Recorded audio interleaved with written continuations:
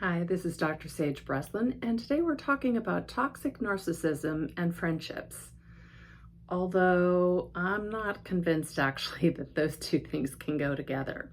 I get questions all the time from clients and prospective clients asking me if it's possible that their friend is a narcissist. And my first thought that sometimes I share out loud and sometimes I don't is narcissists don't make friendships. By their nature, they don't have a core sense of self, so they don't really attach the way other folks do. So the likelihood is they don't really have friendships.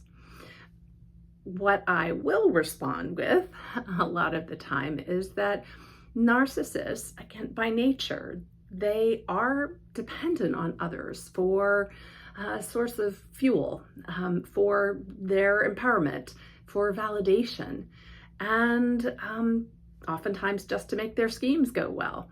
So, what narcissists do is they cultivate relationships with people, again, some air quotes around that, that are going to be useful to them. So if you have what appears to be a friendship with a narcissist, one of the first questions I'd ask is, what do they want from you? What are they going to get from you? Because that's typically how narcissists cultivate those kinds of relationships. What do I need from this person? And then further down the pipeline, what do I need from that person? What am I going to get from this other person? And they put them all together so that they always have their needs met. So if you have some sort of friendship with a narcissist, I would be asking, what are you getting out of it? And what are they getting out of it?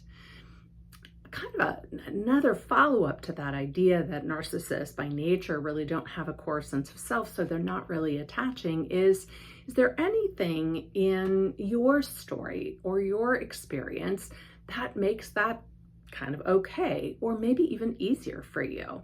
So some of us have a hard time managing those person-to-person interactions, and a relationship with a narcissist tends to be more transactional. And so for some people, that works. It's easier. It's not filled with big, deep feelings.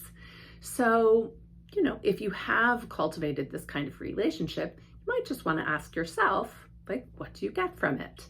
And if you're noticing that you're not getting a lot from it, and that's kind of frustrating, and you might be developing some resentment, you want to ask yourself the follow-up question, why do you stay in the relationship?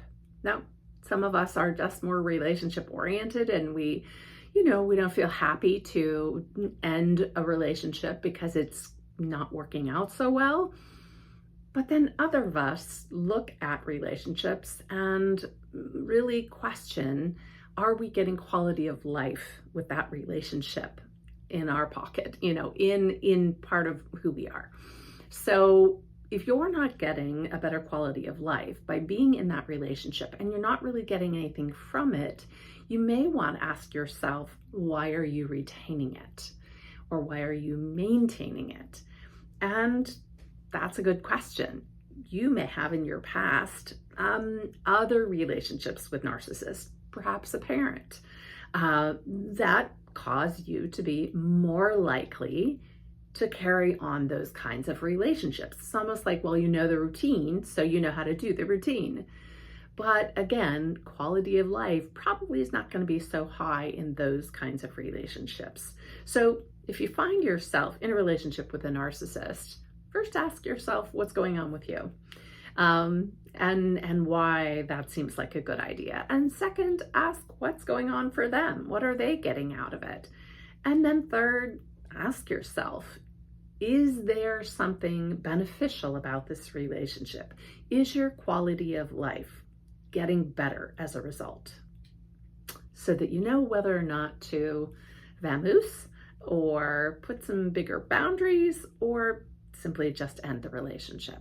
This is Dr. Sage Breslin, and I appreciate your watching.